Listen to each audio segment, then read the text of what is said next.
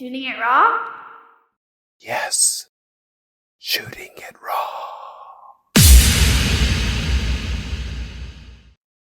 Oh, it's a recording of happenings, and it allows you to be able to revisit memories, sort of the way you remember them. Not entirely, but sort of the way that you remember them.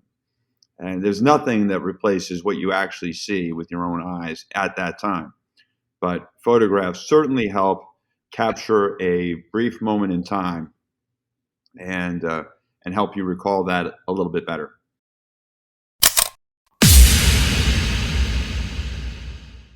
Bruce Tretter. How do I say your last name? Tretter? Yeah, you said it exactly right. Tretter, yep. Okay. How do I say your first name? I'm just being an idiot. I'm just being an idiot. Bruce. Yeah. So this is the thing. I was trying to think. I was talking about this episode to a friend, and how did we meet? Like, do you remember? I do. So I invested in a company called VO Max and worked there. And you contacted us regarding shark rescue. And then we were going down the line of putting together some designs for some shirts and that you were going to sell as a fundraiser. And then you found out that there was a copyright or a trademark infringement. And then we couldn't go any further. Right. And then you and I stayed in touch, I think, just as friends, started to develop a relationship as friends. And then this came up and you asked me, what's going on. And then one thing led to another, where now we're talking here. And I'm greatly looking forward to talking with you. At the same time, I'm engaging a marketing company here out of Charlotte that's the largest in the region. They're called Ray Ward. And I just spoke with the guy who's the creative director. And so there are going to be multiple fronts, and very shortly that we're going to be employing to get the word out about my brand and also improving safe streets for all. But it's all about how we're going to do that and prosecute that. And right now, we're going to be talking about this later on, I'm sure. Mm-hmm. From your point of view, traffic accidents are only doing this part up here. So it's been gradually going. So from the 70s to now, it's been gradually going up. And actually during COVID, the rate of accidents even shot up a little bit higher. Even higher. Okay. Yeah. So the biggest problem is driver on driver. But then there's driver on pedestrians, and pedestrians are 7 times more likely to get hit by a car or driver than cyclists are, because there are more pedestrians out there, really. Right. Yeah, so as somebody who's been run over by a car myself, I know what that's like. But so the format of the show is we frame our conversation around the 4 images that you sent over. I don't know what you sent over, so now I'm going to look at that to see what you sent and describe the first image.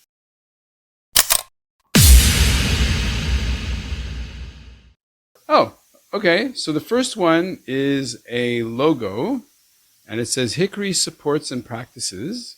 Okay, so the logo itself is the field, or the color is like this bright lime green. Yep.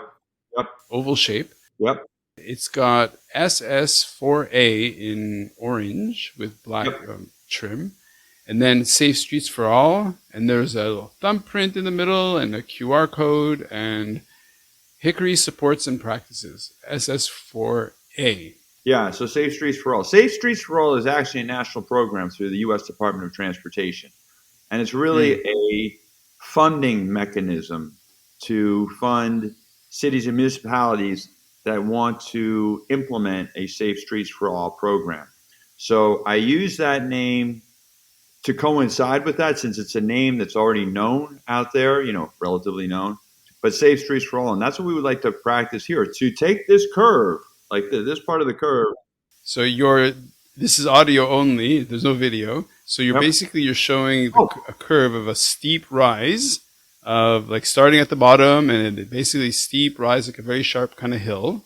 Yes. And then you're trying to flatten out that. Well, people remember flattening out the curve from COVID, right? So exactly. So, or bending the curve, it was what they talked about. So I'm using terms, for example, my 6 feet thing, so we're going to be talking about later on. 6 feet comes from COVID, so it's in everybody's head. So I used to say 3 feet, which is actually very close. That's only one arm's length from Yeah. a car to you. Yeah. That's, if you're experienced on the road like you are, you ride a bike, 3 feet is nothing. Nothing, and it's not a lot of room for error. You wobble on a bike or the car Yep. moves, whatever. Not a lot of room. So I doubled that. Actually, a former girlfriend of mine said she was wearing one of my 3 feet thanks shirts, and somebody said, "Hey, what about 6 feet?" At first, I went, "Oh my goodness!" And I said, "No, Actually, good yeah. idea."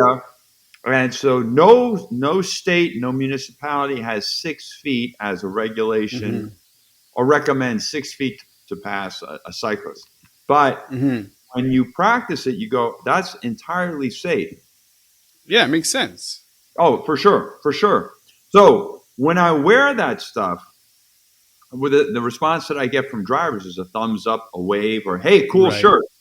I don't get that with any other jersey I've ever worn, and I've been riding for most of my life. Never have had that Right. happen. So for the logo, right? Like this oval logo. I Yes, mean, is right. this a digital thing only, or is this a No, logo that you're actually using? we're going to be using that. Yeah. So back to the Safe Streets for All. I went to an event in Monterey, California last spring. It's called Sea Otter.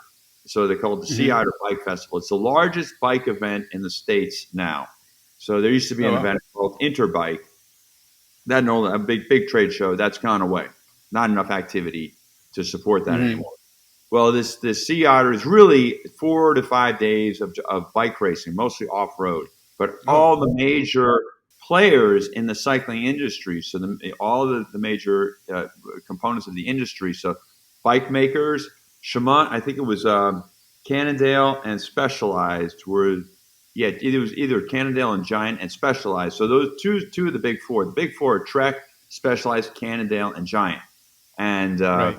two of the big four were there. And then the component part, Shimano, well, all the major, SRAM? SRAM, absolutely. Right. Shimano, SRAM, all the big component makers were there, tire makers, all the infrastructure of the cycling industry was there. So I literally show up, and the venue for this is Laguna Seca Racetrack. It's up a hill, Okay. only about a mile from where my brother lives. So anyway, I pop up the hill, I'm in my stuff, and I go, okay, I want to make connections with these people, and I hadn't really thought of it much before then. What am I going to say? How am I going to introduce them? They don't know my brand. My brand is just barely a Right. dot on the horizon. It's brand new. Well, I'm going to pitch the idea of an industry and business and community-led safe streets for all effort. That means we take Nice. charge. It's now you're going to hear this in political jargon, but and I don't mean it that way. But it's no kidding. We, the people, are going to take charge of this, or are going to try to mount this effort. Because so far, I showed you that steep. So if for people listening, if you imagine a straight up line, that's how accidents have been increasing. If we're going to bend that curve, so all the rules, regulations, and enforcement policies that are in place right now have done nothing to bend the curve. But Okay. let's try something new. And so that's what this idea is about. So I went to all the venues all the vendors that I could meet there during the 4 days that I was there, and pitched the idea. 100% positive response. And these are people just that display tents, Right. it's Right. upper management. Everybody says, yes, we need to do that. Great. So I come back home to Hickory, and I spoke with our mayor and also our business development director. And I pitched this idea. I said, it's going to be a community and business led effort here in Hickory. And we're going to be the proving ground for this effort. And Nice. they said, yeah, sounds great. We're not going to lead. And I'd already said, no, that's not what this is about. Government leading. It's the people leading it and then bringing government along. And they said, you support it entirely, bring something to us, and you'll get our support. Coincidentally, I contacted, so I put together a group that I called the Hickory Safe Streets Coalition. So it involved police, Department of Public Works, town government, and city government. And then also a group that's called the Western Piedmont Council on Government. So in North Carolina, we have these Okay. councils on government that are support organizations for municipal government, but they oversee multiple counties. And so I've been connected, and I've been working with the traffic division on street safety, sidewalk safety, needs for sidewalks, things like that. And so in talking with the mayor, I said, all right, I'm going to contact people about it. He said, make sure the council on government is included, which I was going to do. But I said, yep, absolutely. Okay. They responded immediately. So I'm friends with them, but they responded immediately saying that that they had applied or were applying for a grant to hire consultants to do a comprehensive highway safety plan for our 4 counties, for the 4 counties that they oversee. Oh, wow. Highway is a government term for all forms Yeah. of transportation. So now I said, all right, this is great. So we're going to do this community-led effort to improve safe streets for all. But now we're going to have some governmental organizational support through this comprehensive safety plan, which will, actually kind of anchor the whole thing. And so we just found out that Department of Transportation approved the request, so it was a request for proposal to hire the consultant. They're now vetting the consultants, and then once they vet the consultants, so you saw the QR code on our logo. Yeah. QR code is just a dummy; it's just a placeholder. But the idea is to build a website, so task the consultants as their first action, one of their first action items, to put together a website where we can just let people know, here's what we're doing.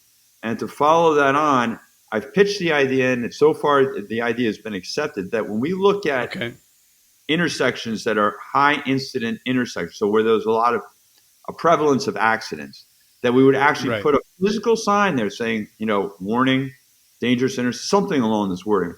Right. We are currently, Department of Transportation and whoever else are currently studying this to find a way to mediate and improve this intersection. Regular drivers to say, "Oh, yeah, this thing is dangerous." Now wait, I have to interrupt for a second because the locomotive, the steam train called Bruce Tretter, the impassioned came into the station, and I'm like, dude, take a breath. Okay, so that's good. Okay, let me ask a quick question. Because I know it's great. Like, you're impassioned. Okay, so the questions I have right away are, how big is the town or the city where you live? Just so that I have a sense of your environment, so I can see, like, for example, like, is what you're suggesting transferable to New York City versus, because if your town is like 10,000 people, what does that mean? Exactly. Okay, so Hickory we're a city of 40,000, so a little over 40,000. Okay. 40. And so it's a fair sized town. It's one of the largest in our area, in the 4 counties that I mentioned. We're one of the largest towns, if not the largest town in that region. It's actually, so those 4 counties, that council on government or that region is called the Greater Hickory District. I'm not sure some of the other towns really appreciate that, but that's what it's called. So absolutely transferable, yes. And so what we're going to do is pilot this program here. It's going to be a lot of trial and error along the way. And then the logo that you've mentioned, how are you going to use that thing? Is it only going to be digital? No. It's going to be something where we're going to physically produce. One of the guys at the Council on Government, young guys, he's like 23 years old. He said, because I pitched the idea to the mayor of a street sign that said exactly, Hickory supports and promotes safe streets for all. And he said, I don't like street signs. I don't either, but I wanted to have something to lay on the table. So I went, all right. And so I mentioned to Daniel, he's the 23-year-old, and then Avery, who runs the traffic division of this Council on Government. She's 31. I love it. 2 young people, so our next leaders, doing this, and all they want to do, their focus is always on how do we get to yes to get something done. Love it. And actually, Daniel told me one time after a meeting, he was walking me to the door, and he goes, Bruce, I just want to let you know, this is not government as usual. I went, great, because I've been involved. I was a school board member, a board of selectmen in my town in Massachusetts, and for 15 years, and then doing other things too. I fully understand that, and we've become friends. It's just terrific. Okay, so what I'm trying to do, and I know I'm hitting the brakes on you. You really you're so fired up. I mean, so I am going to hit the brakes a little bit, because how the in terms of the podcast, we kind of have to skip very quickly because 15 minutes roughly per photo or image goes by very fast. So in terms of this particular logo, is it an active logo at the moment? And then we have to go on to the next image. But is this an active logo right now? Is this alive?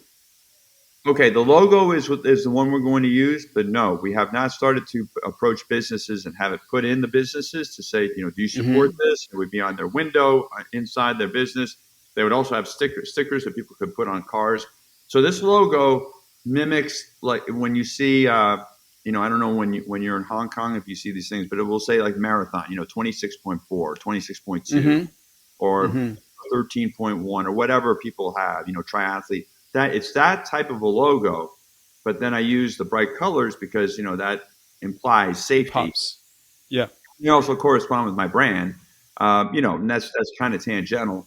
But I go, why did I use those colors for my brand? Because they catch your eye, and that's the whole thing, is to see, because if people start seeing these on cars, and people start, so the regular people start, our population starts using this stuff. It's going to give people the idea that, hey, listen, in Hickory, it's a little bit different. We got to watch what we do. We're not going to go racing through red lights. Right. And the focus is on drivers. We are here to support you. If we support you, it's going to make our road safer for all of us who use the road. But not bad drivers, because they're not going to give you the forefinger when they comment about that. It's going to be a different finger with a different meaning. And there's we all drive. So it's about how do we look at this whole problem comprehensively, but focus on what's most important. If we can reduce driver fatalities. So in the state Wait. Okay, I have to stop you, man. All right, no problem. I love it. I hear those bad boys screeching. Yeah. I love it. So yeah, like I have two brains. So the first brain says, listen, let him finish his point. But the other part of my brain is like, well, we have to go on to the next photo. Yeah. So Bruce, what do we do? All right, I'll just summarize the Safe Streets for All program. Sure. So it's going to be community and business led. We're going to get the logos into the businesses, get their support, and then have them be distributors for this. And the whole idea for the business, it has to be, how does this serve the business's self-interest? Well, hey, look, it's really good to see you. Love that you're back here in the store. Looking forward to seeing you in one piece back here again. Instead of saying, hey, glad to see you. By the way, next week we're going to have these really cool sweatshirts. You might be interested. That's a business to business context. Instead, no, we want to see you. It's like when you go to a restaurant and somebody comes up to you, hey, Ron, I haven't seen you in a while, but it's been great. How's your family? Love to see you again. If you like the food there, how apt are you to go back there again? So start using that model. Now let's improve safety on the roads, and then let's measure it and see how it turns out. So that's it in a nutshell. Nice. I hope you don't feel like I'm being rude, but I want to get through all your photos. Yeah.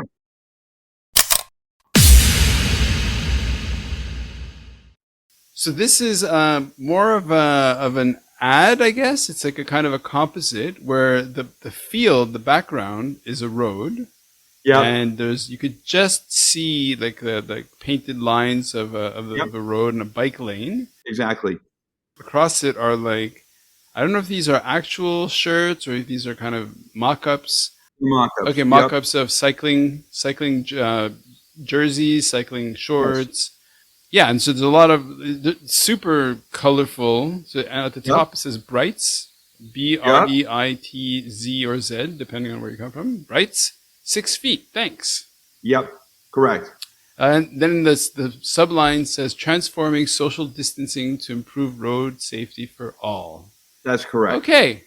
Yeah. So I assume this is in continuation of the previous slide. It is. So what's this all about? So the Safe Streets for All, that's a community effort. That's a community effort. That's my business. So my Brights is my brand name. And so BREITZ doesn't mean anything. It doesn't mean anything. It stands for Brights. Exactly. So it's pronounced that way. Some people say Brights. And so when I write it, I say pronounced Brights. but it's about, yeah. So be bright, be seen. I mean, visibility is our first line of defense on the Yep. road as road athletes and road enthusiasts, no matter what you do, cycle, run, walk, whatever it is. And Yep. so being seen is most important. And so that's why I came up with this brand. It was actually after I was in Virginia years ago, and I had gone for a bike ride. I was in a white bike shirt, black bike shorts. Got to a stoplight. A woman came up behind me in an SUV and said, "Hey, listen, I just wanted to let you know I couldn't see you." I said, "Okay," Oh, because we were in shadows and light. right. I couldn't see you. I started to think of arguing. I said, "Wait a second." I told myself, "Just stop talking. You cannot argue yourself into being seen." So I listened Right. to her. And bottom line, she said, "Wear bright colors." From then on, I started wearing bright colors. But all I could find were just bright green or bright orange shirts. And I mentioned to somebody, "This is what I wear," and they were, yeah, fine. I don't want to look like I'm going hunting when I'm on a bike. I said, "Good point. Hmm. I'll add some style to it, and and then Right. have a message on it." So it evolved to the 6 feet thanks, which again is like it said in that byline, that is transforming Hmm. distancing. So the 6 feet, everybody has that in their mind. They know what 6 feet looks Right. like. To safety, a safe distance to pass on the road. Yep. And Yep. like I said, that it's been getting a really good reception, and I'm just at the point right now where I have some inventory. Oh, Yeah, nice. So you have inventory. Oh, that's great. That's yeah, great. I do. That's great. So how long have you been making sports jerseys? Like how much Yeah. history you have in this? Okay, so it's been about 6 years. So my brand is new, and I started. Hmm. I started to put this together in like 2017 is when I actually started to get some stuff together. So that's 6 years ago. Shortly after I started to put together my own piece, like design pieces, the company that I was working with, VOMax, Hmm. was sold to a new owner. The new owner Right. saw my stuff and said, "Would you like more of an interest in this business?" And I did, because the stuff that they were making was great for the 80s, but not for the Sure. 21st century. Oh yeah. We'll change that. Anyway, that company, I invested, I paid to work, and lost it all. Lost all the Oh finance. no. Yeah, but you know what? That's just money. I learned a lot from that. And so, Right. how to work. I was working in a factory, or was in a factory, and so I saw how things worked. We had hand grenades every day. I'd have like a teacher. I'd have a plan for the day. I'd walk in the door. Boom! They throw me a hand grenade. Dive on it. Okay, fine. We'll deal with that. But learned an awful lot. So that's all I care about. In Hmm. life, hit obstacles, and if you go, it's all about resiliency. How you hit that Sure. obstacle, take what you learn for that, and move forward. Have you been hit by a car? Yeah, yeah, Oh, okay. Why don't you talk yeah. about that? Like, because obviously the motivation to make. So, for example, you could be riding your bike and then you get to an intersection and somebody stops and lowers the window and says, "Hey, I couldn't see ya." And Oh you my think, goodness. "Yeah, yeah, whatever." But in your case, your response was, "Okay, what can I learn from this?" Yeah. So why don't you talk about why did your brain make the connection? Oh boy, because there have been so many times when I've been riding. So yes, I've been hit a couple times, not Oh, badly. wow. So the worst Okay. was when I was 7 years old. I just had a hernia operation, just got cleared from the doctor, to do whatever I wanted to do physically. Oh, wow. My mom had then said, "We're going to the beach." My mom was a doc herself. We're going to the beach, but I cleaned the garage and I put the bikes in front so nobody would go in. Not as if anybody would go in, but my bike's sitting there. And I go, I just want to go across the street and come back. I went across Right. the street and didn't make it back. I hit a car. So the car came down the road. Apparently, the woman who that I collided with, she couldn't see me. It's not her fault at Yeah. all. My Yeah. fault. So that's one lesson that I did have to get stitched up. Had a concussion, and from that. Oh, wow. But then I've been hit. Run into by cars. Car turned right, and I was still pedaling, and my pedals were scratching against the side of the car. So I Right. went, Right. break that. And then I've been hit from behind mildly, and the Hmm. stopped in front of me, and I ran into it. So I've had multiple incidents, but there have been way, way more times where it's been a near miss. And Yeah. then Yeah. you cycle, you start to look for cues. How fast did this Right. car come to the intersection? Where are their tires pointed? Where are their eyes? Doesn't mean, Right. and I wave at someone, go like to say thanks. I'll go by and Yep. wave thanks, just to confirm that connection. Absolutely. But I've shot behind. I've seen the car come into the intersection or somebody turn in front of me. I had just recently. I had two instances where I knew this was going to be a head-on collision, and I didn't Oh, swear. wow. Fortunately, the window was down. The guy stopped. I mean, because I had Yeah. no chance to move. Sure. Fortunately, he stopped, and I said, "Hey, that was close." And he just looked straight ahead, and he knew. Yeah. Right after that, in the same town, I went to make a left turn. Looked over my shoulder, everything was clear. I signaled Mm-hmm. my turn, and then I hear screeching brakes, and I look down, not behind me, look down, and I see the bumper right off my rear wheel. So I just let the bike roll. Oh, wow. The turn, I waved to the driver, come over here. It was a young woman. She had her phone on her lap and was Right. braking hard. If it had been she wasn't using that phone, it would have been on the floorboard. But it was on her lap. Sure. I said, please don't do that again. She was in tears. Anyway, I said, look, I forgive you, but Mm-hmm. please watch yourself when you're out there. So that's more of a cultural change. But, because I said I'm wearing bright stuff, my lights are flashing, I signaled. I had my left arm out, so to signal I'm turning left. And I said, did you see me do that? Her answer was, I saw that. I didn't know what it meant. Right. There are so many things on different fronts that need to be addressed. But Yeah. yes, that's what inspires me to keep going. Right. Okay. Well, because you said it inspires you to keep going, we're going Yeah. to fly on to the next photo. How's that? Sure.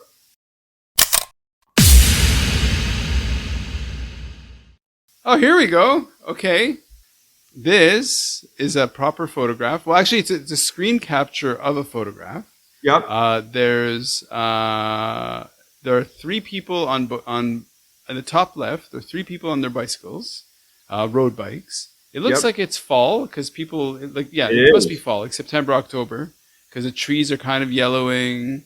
Let's see. So there's what else? There's a guy standing with his digital camera making a photograph of like sort of shooting straight on with his photo Yep. or his camera, shooting straight on to these three cyclists who are kind of just chilling at a intersection. Right. And I'm gonna. No, wait a second. This is a screenshot of what could be a video. Right. Right. Okay, because there's a little bit of the icon. So what is this? All right. So I shot a video of him shooting video of these three cyclists. So Nice. I'm a board member with a group called Bike Walk North Carolina. So we're a safety advocacy organization for what they call micro transportation. Now that is not a readily apparent word. That means non-motorized traffic or even e-bikes, Right. those types of things, but not cars Okay. or motorcycles. And so we were approached by the filmmaker, the guy with the camera. His name is Andrew Buss. He and his brother own a company called Forward Films, and they make videos. They do a lot of commercial stuff. So for law firms, whatever businesses, they'll make videos for them that promote what those companies do. And so he wanted to get into the public service announcement, so PSA world, and he reached out to Bike Walk North Carolina, maybe through a friend somehow, and said that he would be willing to make a few videos pro bono Nice. to donate to us, but also to use as an example for him, to show other people, here's what I can do. So, which I think is entirely excellent. The Andrew is fantastic. That video, the cyclist, so it's at a busy intersection in Charlotte, but it's a nondescript intersection. But anyway, there are 4 lanes of traffic. There are 2 lanes in where you see that image, and then a third left turning lane, and then 2 other lanes on the other going the other direction, and then there's a crosswalk. So the way that we set this up was people were going to come on the crosswalk, and then cars were going to line up at the red light. And then this was staged. We had a guy in a big pickup truck, so a Ford F-150 pickup truck, pull up just a little bit over the stop line, which normally happens. Happens all the time. But right, the cyclists show up, 3 cyclists show up, and they're a little bit behind the line. And so the pedestrians are crossing, but there's still one guy, and that happened to be me, and I'm on my phone, like you see people on the phone, so oblivious to what's going on. But they're Right. still, they're still pedestrians, and you can't run over them because they're doing that. Hmm. So coming through, the light turns green, and the cyclists start to move, but the guy in the truck says, "Hey, watch out! There's someone else," and they stop and recognize us. Right. So it just goes. It's 30 seconds maximum of action, but it makes the point that, look, we're all in this together, and Yep. here's how we can help each other. So it's just about it's a heads up video about traffic safety, but that's through Bike Walk North Carolina. And so that's videos are just one point of approach. The legislative Hmm. advocacy. That's another thing that we do. We have a summit every year where we talk about transportation issues and try to get the word out about how we can improve transportation for all. So those three things, the safe streets for all, and then my brand, now that's commercial, but has Hmm. certainly a public service component to it about keeping us safe. And then Bike Walk North Carolina is another organization that I belong to. I'm a volunteer with them, but we've Hmm. been moving forward to spread the word. And then, the video, like I call that just one point of approach. There are many points of approach Right. you need to employ to get from here to there and actually get something done. So, yeah. So, one of the funny things about life, okay, so when I reached out to you, I was living in Hong Kong. I still live in Hong Kong. Yeah. But the way the fates have spun, I'm now in Savannah, Yeah. Georgia. So I think when you're somebody who's traveled a lot, and look, obviously there are tons of people who've traveled way more than me, but in my case, like I've seen a little bit of the world, and when you go to different countries, and Yep. when you go to different cities and whatever, it's like traffic and driving and all that stuff has a language. Yes. Each city has its own language, and you kind of have to learn the dialect of traffic in most places. So, for example, the dialect of the traffic language in Vancouver is full on super safe. Pedestrians rule the roads. Everybody's hyper aware of cyclists, all this stuff. You could say maybe that's like best in class, right? And then, whereas when you live in Hong Kong, okay, so yeah, people drive on the opposite side of the road. Okay, that's we just need to get used to it.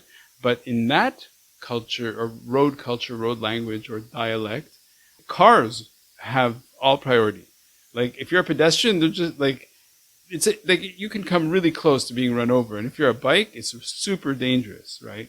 Yeah. Similarly, if you've been to Saigon or Ho Chi Minh or I don't know, Yeah. Bangkok or whatever, it's like, what is the gnarliest, craziest, most scariest place you've ever cycled?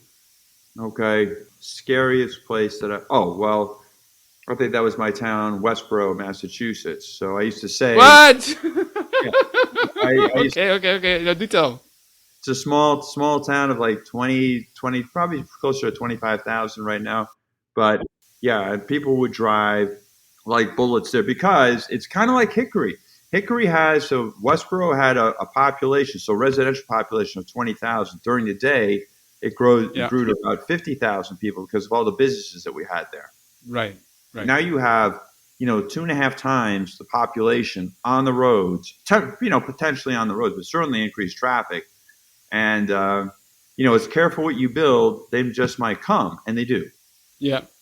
Same thing in Hickory. We have 40,000 plus residents, but we have 160,000 trips. So these aren't just people driving through. They're making a stop in Hickory either to work, to go to our stores, to go to entertainment, to go to restaurants, whatever it may be. 160,000 a day. Oh wow. So what I've noticed is in especially in Westboro, and then we had a traffic rotary. So people, listening to this can't see my eyes close on that one, but the rotary was a disaster. It was off Hmm. center. Anyway, it had a bunch of issues, and going through that, yeah, I really would have a time. I could have a time there where people would say, if someone almost hit me and I was able to catch up to them because they were stopped, I said, "Did you Right. see me?" No. Bright colored clothes, lights flashing, and they say no. And I get that. I can see that. Hmm. So yeah, so I used to say, if I can exit and re-enter the Westboro atmosphere and live to tell about it, it's a good day. Once I got out of the country, it was fine. Same thing in Hickory. Hickory is a very has a commercial component to it for sure. Hmm. 60,000 come through. Interestingly, in the photograph, it's okay. So you're saying it's like November. Yeah, right. It's all the colors are super muted. Oh, we did that on purpose. Okay, you did on purpose so that the colors all muted. Normally, that's what you're going to see. And Right. so we didn't put them in bright colors. And actually, the director of Bike Walk North Carolina said, "Bruce, thanks very much for not bringing your stuff. This wasn't Yeah. about promoting my stuff at all. I was in both videos, and the other video it had to do with how a car should pass cyclists. So Right. cyclists are allowed to have the full lane, and the idea is in North Carolina, it's encouraged that a passing car take the leftmost lane, whether it's in the Yeah. same direction of traffic or whether it's going into opposing traffic. Make sure the lane is clear Right. going around. And so I just wore a bright orange jacket, but everything else was, Hmm.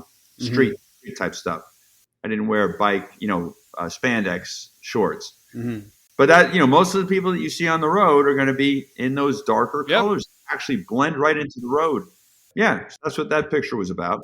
So in terms of the PSA is made, but then where is it shown? Because if it's not shown anywhere, there's it's like writing a book that nobody reads. So where was it shown? Well, we're still finalizing. So I just wrote the script for the Oh, voiceover this week. Yeah, we just shot it. We just shot it in wow, wow, wow. Okay, maybe a month ago. amazing. Yeah, Andrew has cut it into a rough form. I put together a script. I just got that out to our board or to our director and a couple of people on the board for their take on it. And then we'll put together a voiceover, add some music, and then we'll be done.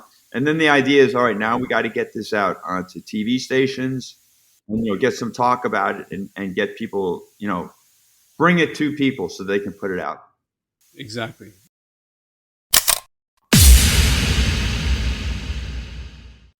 Ah, okay, okay. So This one is totally different. Yeah. it's great. But wait a second. Okay, so it's a funny. So I just realized there's a picture in picture. So Yes. the main image shows 1, 2, 3, 4, 5, 6, 7, 8, well, 8 guys and 1 woman in a kitchen making a kind of communal meal. And Yep. then the picture in picture shows what looks like could be a chef, could be in the same kitchen, could be just a different view.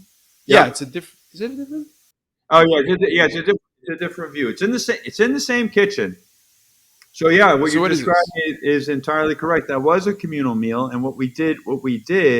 So I have a website that's called Gotta Eat Can't Cook. Say that again.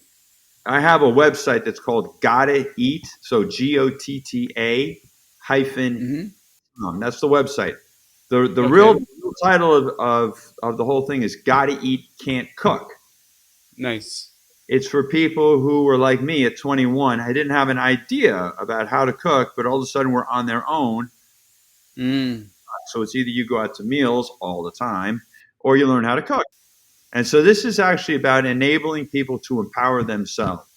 And Oh, so, this is and great. you know what, Ron, this applies entirely to cycling. It applies to life and just in general. But Yes.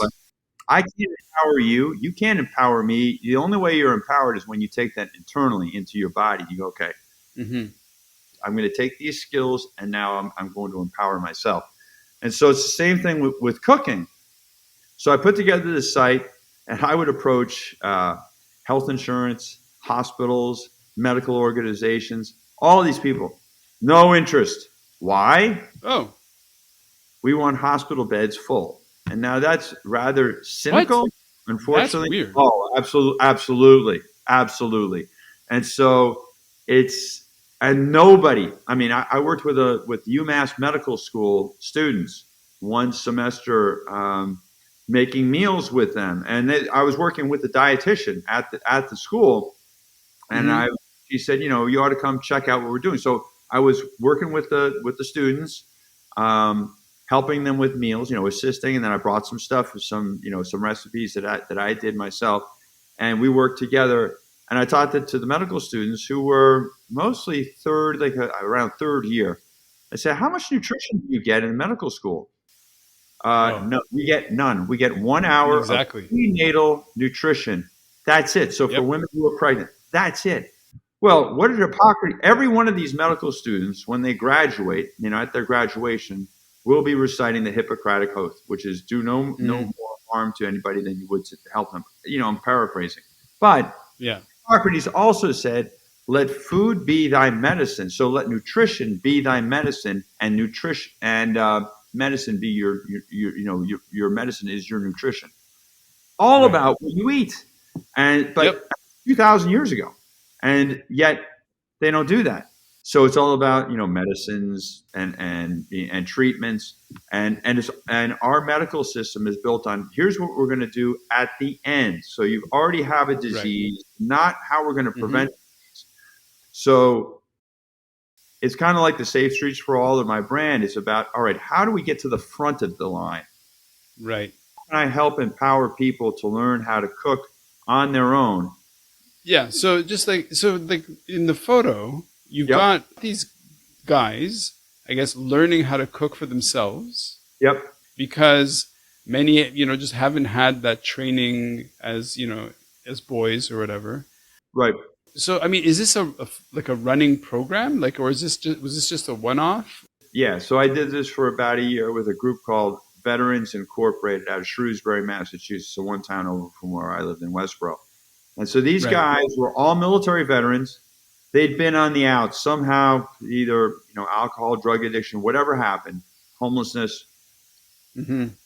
Now they had gone through the treatment that they needed to be to be sober or whatever, to be reintegrated into society, to come back. Hmm. And so Veterans Incorporated was really a halfway house for them to learn how to, okay, now we're living on our own. But now we're going, after that, now we're going to be back, surviving on our own. But Right. surviving, not going back on the street. But now, you have a skill, you will have learned a skill. I'm working with these vets, showing them, helping them to cook on their own. And the proof was they started doing that on their own. And they would tell me, Hmm. I would say like every 2 weeks or something like that. And they would say, yeah, this is what we're doing. I heard later on that two of the guys went into food service. So they worked either in a restaurant Nice. or somehow they were working in food service that wasn't the intent was to get somebody ready to work in that field, but two did. And that's two out of maybe 20. So, 10%. And but Hmm. then the other guys were actually picking up these skills. And whenever I was doing what I was doing, it wasn't me being a sage on the stage showing them and then doing it. It was more like that idea. If you give a person a fish, they'll have one meal. But if you teach them how to fish, then they will be able to fend for themselves. They can make a stew for an army. Yeah, right. So, but when I was like, I'd say, here's how to hold a knife. Come on up here. Let's do this together. So they would come up, and we would, and I would guide, but they would do a lot of the work themselves. And Okay. it was a really good give and take. Was this linked to with a nutritionist? Was this linked with a chef? Was this linked, or was this just you? Like, It was just me. oh, It was, really? yeah, it was just me. And so Family recipes? yeah, yeah. Now the recipes, everything on my site is made with real ingredients, and so Okay. I don't say on this is healthy food because if you say Right. that, it's actually, healthy is looked at. Some people say, oh, well, that's great. A majority of the people look at it as that the word healthy is a pejorative. That's something. Yep. Oh, we're eating Right. healthy tonight. What? Yeah. Yeah. Yeah. You should be Yeah. eating life promoting foods regularly because that's how you're going. No kidding, are what you eat Yep. and those are the base materials that make up who you are. And so it makes sense to eat something. Again, back to Hippocrates. I agree with him Yeah. entirely. And here he is this this figure in medicine that we need to aspire to him. Yet here's what I'm going to do. I'm showing one my hand in one direction with a finger connected to that. Let's just take that finger away and go. There's no connection at all. Really? But how often does that happen? That happens to us in life all the time. It's a disconnect. I can't remember if it was because I was hitchhiking or because I took the train. So I'd often hitchhike or take the train between Toronto and Montreal, and that's a 700 kilometer or 500-mile distance. Hmm. And one time, on the ride, driver or fellow passenger. And this was like 20 years ago or whatever. I was like, so what do you do? And he said, oh, I'm teaching elderly men how to cook. Because he's an entrepreneur who started this company, basically teach skills that are so fundamental. Right. In his case, he was talking about like men over 70 or men over 60 who never knew how to cook, and because they became widowers or divorced or whatever. And so that was a interesting parallel in that it's very peculiar that we live in a society or a culture where like a fundamental skill of how to cook for yourself and how to feed yourself is just missing. And so in this photo, you've got this community of people learning how to cook, who are kind of cooking for themselves, and that gives them obviously the autonomy and everything. And in this case, these are vets, right, in the photo. I have to ask, who's the woman then? She worked for Vets Inc., Veterans Incorporated. Okay. She was my daily contact. Okay, so she was like your sous chef. No, she was no. She just happened to be wearing white that day, but no, she was just there, just checking out what we were doing, and she would come in, and the directors would come in every once in a while. Nice. Yeah, I mean, it was really a good group of guys, and boy, I'll tell you, I mean, right off the bat, the first thing that I wanted to show them was how to make salad dressing, because I find that to be the most versatile recipe. You can use salad on salad, Right. put it on sandwich, on a bunch of different things. So I had this salad dressing that had garlic. I think it was garlic powder, some salt. Yeah, salt, mustard, oil, vinegar, a little bit of sugar. And so one of the guys, he was a Navy, so I was a Navy guy myself. And so this guy and he goes, hey, what are you doing with the salt in there? I said, well, it's only a little bit, but it's just for flavor. He said, and what about the sugar?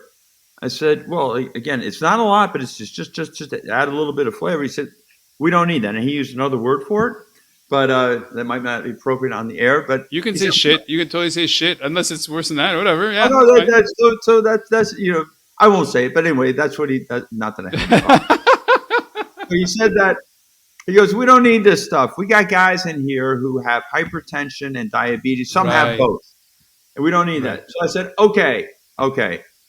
I'm going to make it without that. So I just used 5 ingredients. So it was garlic powder, ground pepper, mustard, oil, vinegar. That was it. Put those 5 ingredients together, and I'm thinking to myself, this is going to taste like that. So I make it, and I shake it up in a jar, and then I have these spoons, and I give it to the guys. I go, here, give it a taste. It goes around the room, and I don't know, that was my first time being with them. There might have been 5 to 7 people, maybe more than that, on the order, or something less than 10. And so they go around the room and they go, oh, this is really good. And I went, okay. Well, these guys don't know salad dressing, so okay, fine. No, hey, don't judge. Don't judge. Exactly. You're exactly right. But I'm admitting that's what I thought.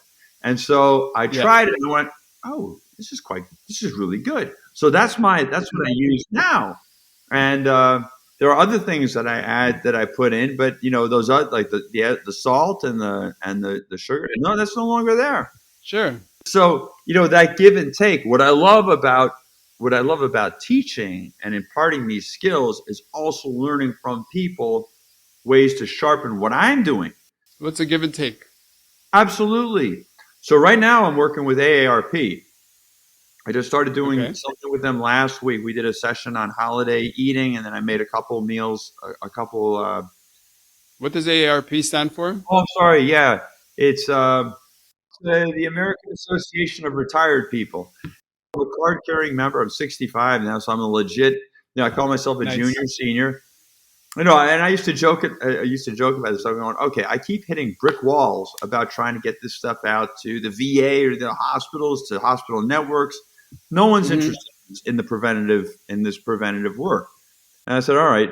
I said, you know what? When I come of age, I'm going to approach AARP and see what happens. So I contacted them. And they went, this is great.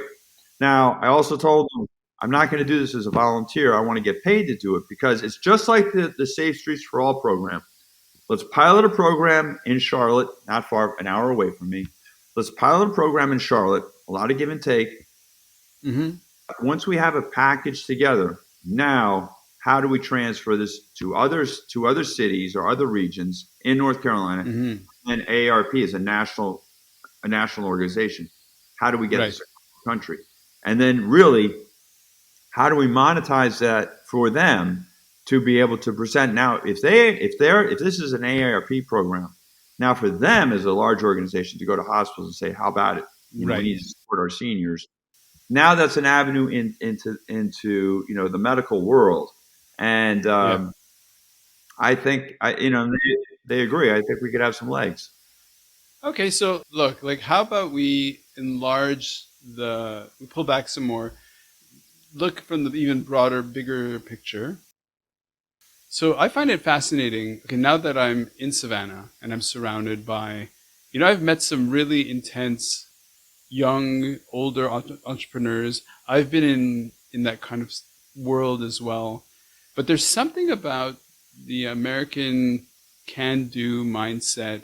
Like, you're somebody who tries things and are very entrepreneurial, are doing all these things. So how about you pull back a little bit and just speak more generally about what is it to kind of try to create something, right? Like, say, Streets for All or Yeah. the Brights, or you're like a entrepreneurial guy with a very strong social enterprise kind of bent. So where does this come from? What is this? That is an awfully good question. Where does that come from? So I have to say, self-interest is a start.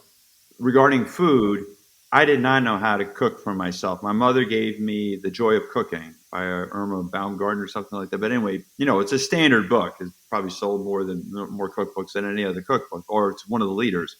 Well, I looked at the thing, all words, no pictures, and I had a problem with reading. And I didn't really Okay. realize that or recognize that until later in life. But and I'm looking at this thing going, I'm not, what is it? I'm not going to do this stuff. It's way too fancy. I'm not doing that. So I started to do things on my own. And when I did, a lot of trial and error. But then I started to learn. Here's how to cook things, to do what I called a base recipe. It's like tomato sauce with pasta. Here's a base So wait a recipe. second. Mhm. This is entrepreneurship. No, this is just learning on my own. This is the basis of that. The basis. So the base is self-interest. What appeals to me? What do I need to do? Hmm. Where is the information I can just pull off the shelf? And it didn't exist. So okay, if it doesn't exist, then how about I start that? It's so the Nice. same thing with this picture book cooking. Yes, there are other people who do picture book type cooking, more fancy stuff. And that's fine. But mine is about, here's starting. No kidding. You take any recipe and you've never known how to cook before. It's going to show you. And when I say put the pot on the stove, there's a picture of a pot going on the stove. So Right. Right. everything is there, plain to see, and people really enjoy that. And so it's about, all right, now taking that and monetizing it, and that's been tough. That has, Yep. because it's on the fringe. People don't want that. I'm not a chef. Mm. I'm not a Mm. nutritionist. And so I don't have a name already where people go, oh yeah, that guy, and now he's going to put together a cookbook. Yeah, that's a slam Right. dunk. Right. Right. So it's been about chipping away all the way and hit an obstacle, turn around.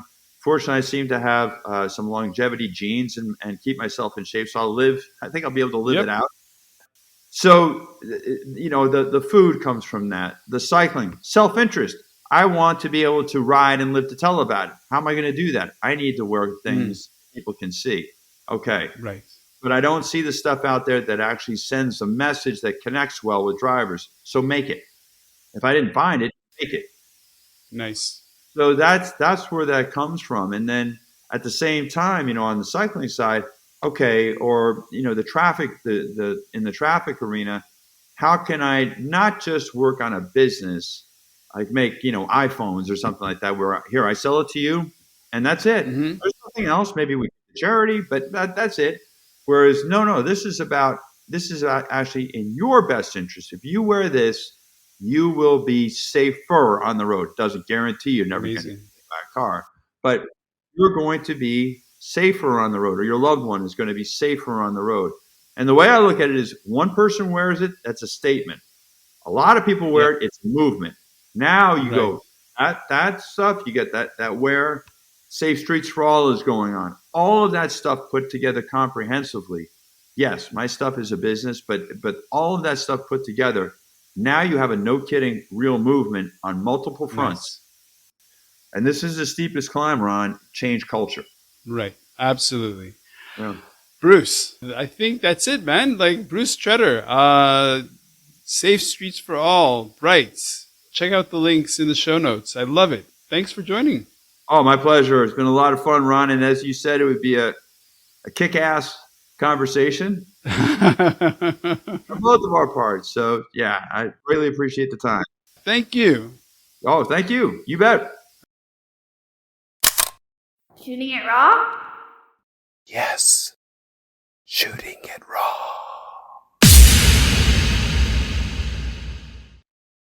Oh, baby, I like